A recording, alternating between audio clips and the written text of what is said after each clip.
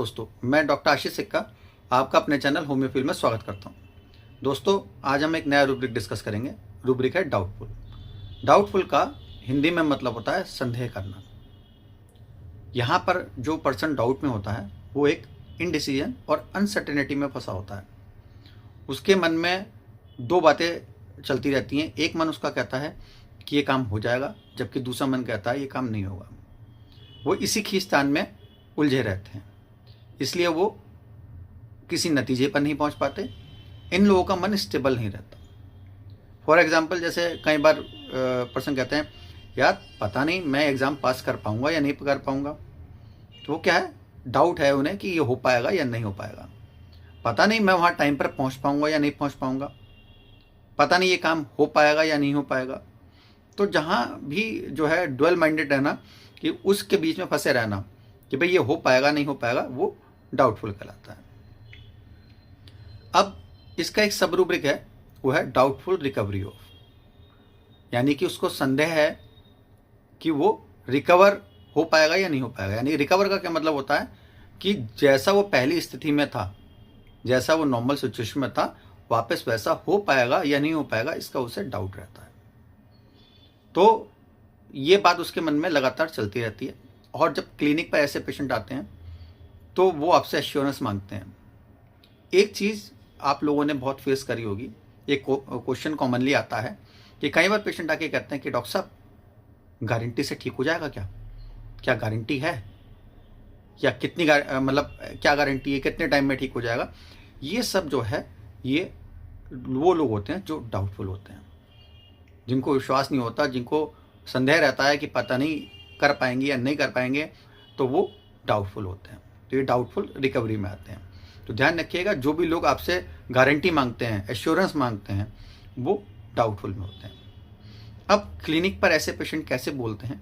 Normally एक तो मैंने आपको बता दिया कि गारंटी मांगते हैं। कई बार एक पेशेंट आके कहता है डॉक्टर साहब मुझे नहीं लगता कि बीमारी पता नहीं ठीक होगी या नहीं होगी, आपको क्या लगता है?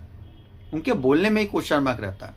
एक पेशेंट आके बोलता है डॉक्टर साहब मैंने सुना है कि होम्योपैथी ना उन लोगों पर बहुत देर से असर करती है, जिन पे जो है जो दूसरी दवाइयाँ खा के आती हैं, अंग्रेजी दवाइयाँ खा के आते हैं, उन पर बहुत देर से असर करती है। तो क्या मेरे पे भी ऐसा ही रहेगा क्या? तो क्या है कि डाउटफुल है कि पता नहीं होगा या नहीं होगा। डॉक्टर साहब ये जो बीमारी है मेरी, मैं इतने दिन तो होगा इसका इलाज कराते हुए, ये ठीक तो हो जाएगी ना? आपने कभी पहले ऐसा केस ठीक किया है? कोई ऐसा किया है तो मुझे दिखाइए। तो ये क्या है? Doubtful recovery. अब अगर हम इसमें मेडिसिन की बात करें तो बहुत सारी मेडिसिन पढ़ी हैं, हम कुछ मेडिसिन की बात करते हैं। सबसे पहले एक्कोनाइट। अब एक्कोनाइट डाउटफुल रिकवरी में क्यों पढ़ी है? क्योंकि एक्कोनाइट को डाउट बहुत ज़्यादा होता है। क्यों? क्योंकि उसकी जो भी कंप्लेंट्स हैं वो सडन ऑनसेट और इंटेंस होती हैं, और इतनी सडन और इंटेंस होती हैं कि वो टाइम अपनी डेथ का प्रिडिक्ट कर देता है कि अरे मैं मर जाऊंगा।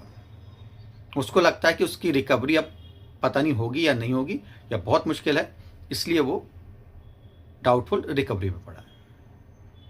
दूसरी रेमेडी है आर्निका। आर्निका वैसे तो क्या है, well says he is very sick में पड़ा हुआ है, कि वो कहता रहेगा अरे मैं ठीक हूँ, मुझे कुछ नहीं है। उसको तकलीफ भी होगी तो उसमें भी मजे से कहता रहेगा नहीं मुझे कुछ नहीं है, मैं ठीक हूँ।